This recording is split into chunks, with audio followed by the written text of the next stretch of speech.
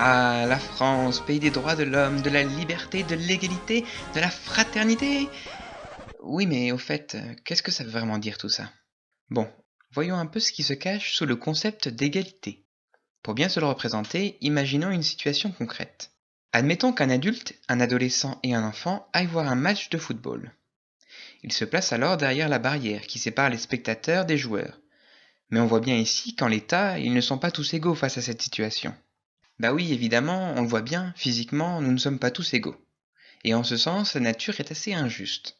C'est donc pour pallier à ces injustices que l'homme s'est organisé en société, parce qu'ensemble, nous sommes capables de mettre en œuvre des moyens qui vont nous permettre de surpasser ces inégalités.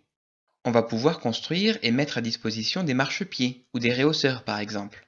Alors c'est bien beau tout ça, mais quel rapport avec l'égalité? Eh bien, si l'égalité est portée comme une des valeurs principales de cette société, alors on serait tenté de donner un marchepied à tout le monde, indépendamment de la situation personnelle de chacun.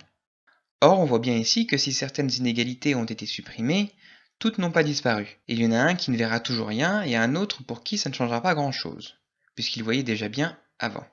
En d'autres termes, si on donne à tous la même chose, il y aura à la fois du gaspillage et bien sûr toujours des inégalités.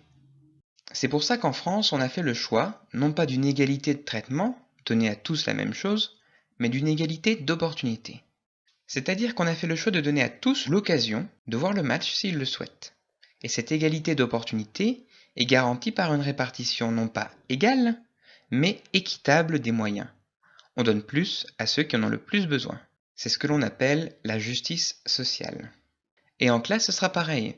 Certains d'entre vous seront plus aidés que d'autres. Et même si sur le coup vous pouvez trouver ça injuste, au final tout sera fait pour que vous puissiez tous atteindre un même niveau de compétence.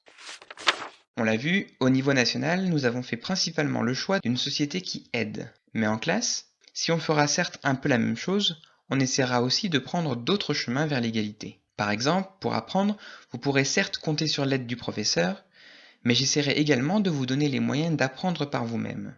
Autrement dit, plutôt que d'uniquement vous aider à surmonter les barrières de l'apprentissage, j'essaierai de faire en sorte que ces barrières soient plus perméables. Concrètement, sur mon site www.monprofdanglais.net, je vais essayer de rendre plus facile l'accès aux connaissances, notamment grâce à des cours en ligne, comme la série English Grammar 101 sur YouTube. Et tout ça, de sorte que, une fois que vous maîtriserez bien les règles, vous puissiez tous rejoindre la partie. Voilà, j'espère que cette vidéo vous aura permis de mieux comprendre la façon dont l'égalité est envisagée en France, et donc en classe. Pour en savoir plus sur la liberté et la fraternité, je vous invite à cliquer dès maintenant sur ces mots, et surtout, n'oubliez pas de vous abonner. I do not think that I need to remind the people of France and the French government how important are such values as liberty, equality, and fraternity.